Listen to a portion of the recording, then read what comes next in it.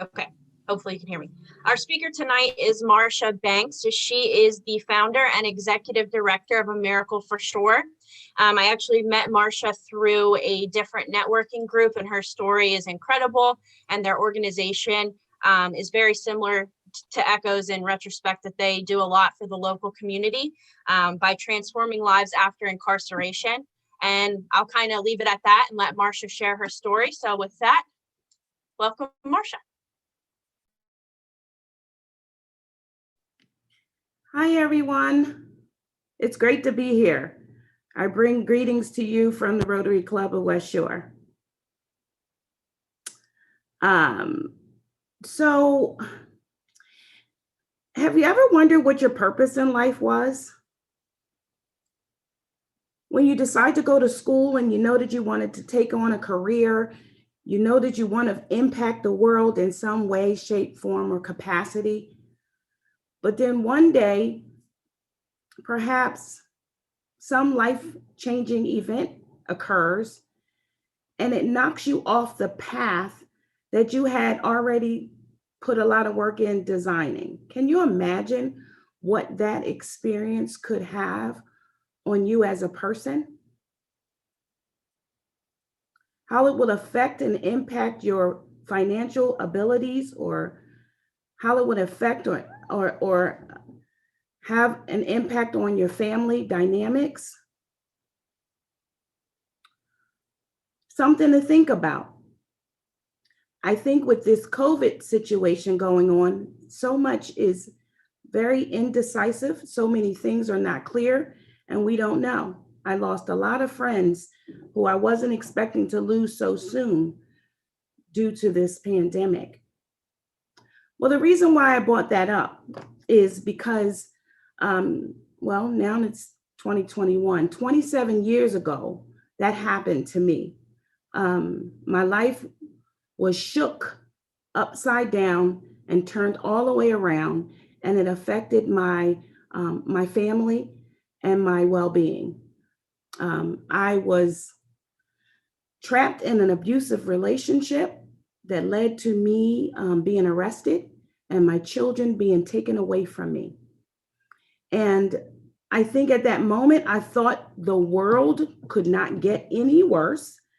Going off to prison and losing your kids is a lot to deal with. So I tried to take my life. I didn't see the value of my life. And so God saw fit to bring me through that suicide attempt. And all I could ask was, why? So 27 years into this journey that I've been on with AMiracle4Sure, slowly but surely, things were being revealed to me. I've learned to understand that everything has reason and purpose, and that I am to make the best out of every opportunity that I can. I learned that I could redefine my life after such a tragic life experience, as long as I took care of my mental and emotional self. Sounds like a big order, right? But out of that experience, I was able to see the positive in that experience and develop something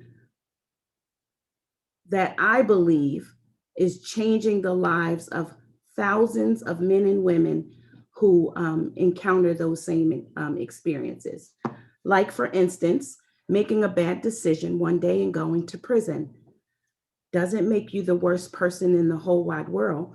It makes you an individual that needs some assistance and guidance in how to turn that bad experience into one that could impact and change your life forever. So the work that I do in AMiracle4Sure does that for me every single day.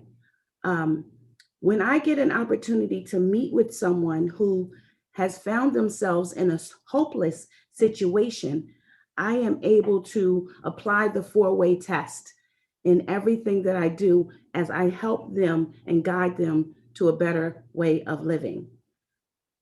Oftentimes, it's something very simplistic, like providing a resource to an individual who doesn't otherwise know how to get access. So that's one of the key things we do at A Miracle for Sure. We connect people to resources. We prevent people from getting to a point of desperation that they do not see the value of their lives. We help people see the value, identify ways in which they could change their lives so that it is becoming productive and they are productive members of the communities that they live in. What does that mean? That means for a woman who's come home from prison and has no place to stay, I think my dog has some input here, and doesn't have a place to stay, we help her find a place to stay and we support her financially while also giving her, hey, Satin, Mom's talking to people. Can you settle yourself? Does that mean no? Okay. It's okay. It's okay. So we helped her find a place to live. So now she's not desperate to the point that she needs to go either back into an addiction, commit a crime that would take her back into prison, or have to place her children into foster care. So our goal is always to help solve a problem. I feel really good when I have an opportunity to help an individual solve a problem that could lead to something more detrimental. So every day we get calls that come in, people needing something to eat, people needing a place to stay, people needing a bus pass to get to work because they just got the job and they have to get 2 weeks into a paycheck before they can provide for their own public transportation, or a person who's looking to find a job just getting out of prison and or out of an emergency shelter or domestic violence shelter, and they need to find work. When they left that bad situation, they lost everything, whether it was their identification, their birth certificates for themselves and their families. You can't apply for any public assistance benefits without identification. That is a very key support that we give to individuals in the counties that we serve. So I know that I don't have a lot of time to talk, so I don't want to talk so much that I don't get to answer questions. But ultimately, I think it is our responsibility as individuals living within our communities to be caring and concerned for those that live around us.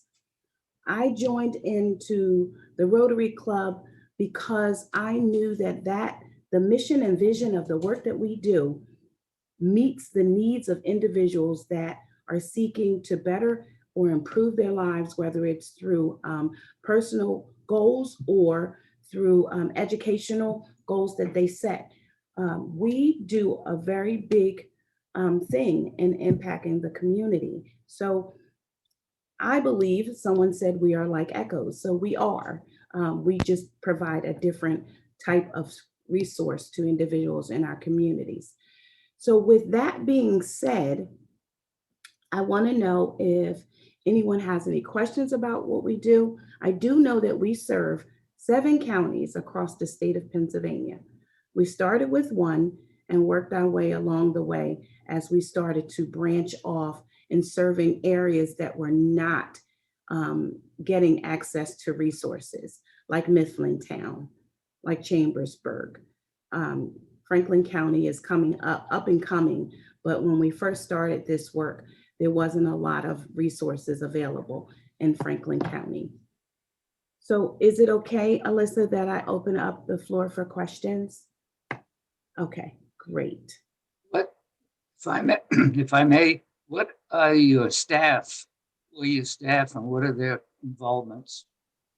Okay, so currently we have 7 staff on, and their responsibilities are in their individual counties to take on a caseload of individuals that are returning home from prison or respond to the calls that come into A Miracle for Sure for their based counties. Their individual responsibility is to work one-on-one with each participant that applies for services at our facilities. And the goals are all different. The needs are different, but the case manager assesses the needs and submits the proper documentation, and we provide those resources. Did I answer that question for you, Dave? Yes. I specifically worked on very hard to identify individuals who have overcome. I've learned that when we can walk the walk and talk the talk, it is the most beneficial resource that you can give to an individual in need. So my entire staff has been experienced in some form or another to respond to the call or the need of the individual applying. For example, I am a domestic violence survivor. I am a formerly incarcerated person, and I am educated to my master's degree at this particular point. I am clinically able to do clinical psychology and mental health counseling with my experience over the years that I have been working in this field. Do you have a location in Elizabethtown? I do not. We serve Elizabethtown from our Harrisburg office. So we travel to that area. I see Jeff just asked the question on there about recidivism. Do you keep track of your outcomes? His question is, what is the recidivism? I hate that word because it's so hard to say. Rate in the general population versus your AMiracle4Sure clients. And as he was typing that, I was thinking the same thing. 90% of the clients that go to prison will come home, 90%. Currently, we are providing resources and I want to say that our success rate is, the last time we calculated, was at a 93%. We have served over 45,000 individuals over the last couple of years. Our clients are generally referred to us from the state prison system, and we have been working as a contractor for the state since 2013. We are still working on our county stats because Dauphin County goes up and down all the time. But that's about, I'm hoping that I've answered that. You work with the state prisons, you're not working with the county prisons? We do work with the county prisons. I do not get any funding from the county to work with county residents. Unless that county residence has been in our state prison system. So the work that we do for the county residents, I generally write a small grant for local foundations to cover the expenses that it will take to take care of their current needs. Where does the bulk of your funding come from? Good question. Currently, the contract that we have with the state is my main source of revenue. Dennis, go ahead. I saw you had a question. They are currently 6 months behind paying out their invoices. Marsha, you and I asked, and I think something that's really important, and you alluded to this a little bit, but you can only help someone who wants to help themselves. However, it's not just the incarcerated person coming back into life, but also their families. And you also deal with helping families with this transition, correct?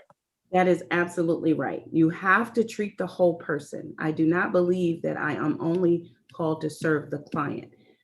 If we don't treat the whole person, i.e. their family, then we defeat the purpose of providing that resource. So if the child is struggling, or if the parent needs access to proper schooling, medical benefits, prescriptions, those kind of things, we also find it to be important to support.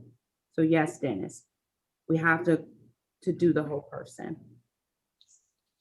We had another question in the chat. Is there a theme to your success, getting people physically out of a toxic environment, showing them what success looks like?